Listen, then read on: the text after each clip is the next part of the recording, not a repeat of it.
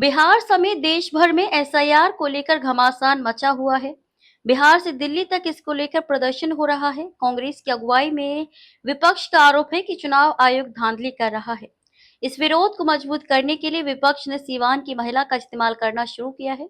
दरअसल बिहार के सीवान जिले में मतदाता सूची पुनरीक्षण यानी कि एसआईआर प्रक्रिया में हुई लापरवाही ने 34 वर्षीय मिंता देवी को 124 साल की बुजुर्ग बना दिया।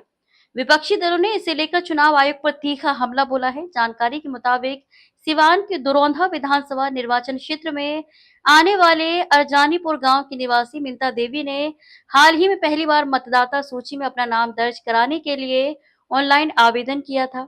अब दिल्ली में संसद भवन के बाहर कांग्रेस सांसद प्रियंका गांधी और इंडिया ब्लॉक के सांसदों ने टी शर्ट पहनकर प्रदर्शन किया, जिस पर मिंता देवी की तस्वीर और उनकी उम्र 124 वर्ष छपी थी।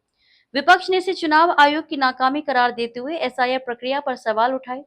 आपको बता दें कि चुनाव आयोग बिहार में विशेष गहन पुनरीक्षण यानी कि एसआईआर की प्रक्रिया चला रहा है। चुनाव आयोग ने जो आंकड़े जारी किए हैं उसके मुताबिक बिहार के कई जिलों से लोगों के नाम काटे गए हैं। विधानसभा लेवल की बात की जाए, सबसे ज्यादा नाम गोपालगंज और किशनगंज इलाके के काटे गए हैं। कई विधानसभा क्षेत्र ऐसे हैं जहां हजारों की संख्या में लोगों के नाम काटे गए हैं। विधानसभा क्षेत्रों की बात की जाए तो गोपालगंज सीट पर सबसे ज्यादा नाम काटे गए हैं। इसके बाद कुचायकोट का विधानसभा है। ये दोनों सीट एनडीए के खाते में है। कुचायकोट से विधायक अमरेंद्र उर्फ पप्पू पांडे हैं। वहीं गोपालगंज सदर विधानसभा से उपचुनाव में कुसुम देवी को जीत मिली थी। पप्पू पांडे जेडीयू के हैं तो कुसुम देवी बीजेपी से हैं। गोपालगंज के अलावा मोतिहारी, किशनगंज सीटों पर भी बड़े पैमाने पर नामों की कटौती की गई है। जानकारी के मुताबिक प्रदेश भर से लगभग 65 लाख लोगों के नाम काटे गए हैं। चुनाव आयोग ने जिन लोगों का नाम काटा उनमें ज्यादातर ऐसे लोग हैं जिनकी मौत हो चुकी है। इसके अलावा जो लोग बाहर किसी अन्य जगह रहने लगे उनका नाम भी काटा गया है। चुनाव आयोग की तरफ से कहा गया कि 1 सितंबर तक नाम जोड़ने का जारी रहेगा। किसी को अगर आपत्ति है तो वो अपनी दर्ज करा सकता है।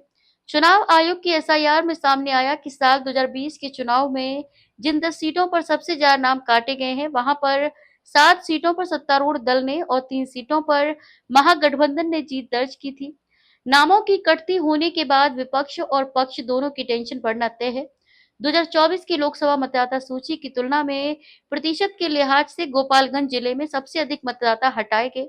उसके बाद किशनगंज, पूर्णिया, मधुबनी और भागलपुर का स्थान रहा है। आपको बता दें कि ये मामला सुप्रीम कोर्ट में भी पहुंच चुका है। हालांकि सुप्रीम कोर्ट ने कहा कि मतदाता सूची स्थिर नहीं बनी रह सकती और पुनरीक्षण होना निश्चित है। एसआईआर से जुड़े विवाद पर सुनवाई करते हुए न्यायमूर्ति सूर्यकांत और न्यायमूर्ति जॉय माल्या बागची की पीठ ने कहा कि निर्वाचन आयोग को यह अधिकार है कि वह ऐसी प्रक्रिया अपनी जरूरत और समझ के मुताबिक चला सके। न्यायालय ने एक याचिकाकर्ता की इस दलील से भी असहमति जताई कि चुनावी राज्य बिहार में एसआईआर का कोई कानूनी आधार नहीं है और इसे रद्द किया जाना चाहिए।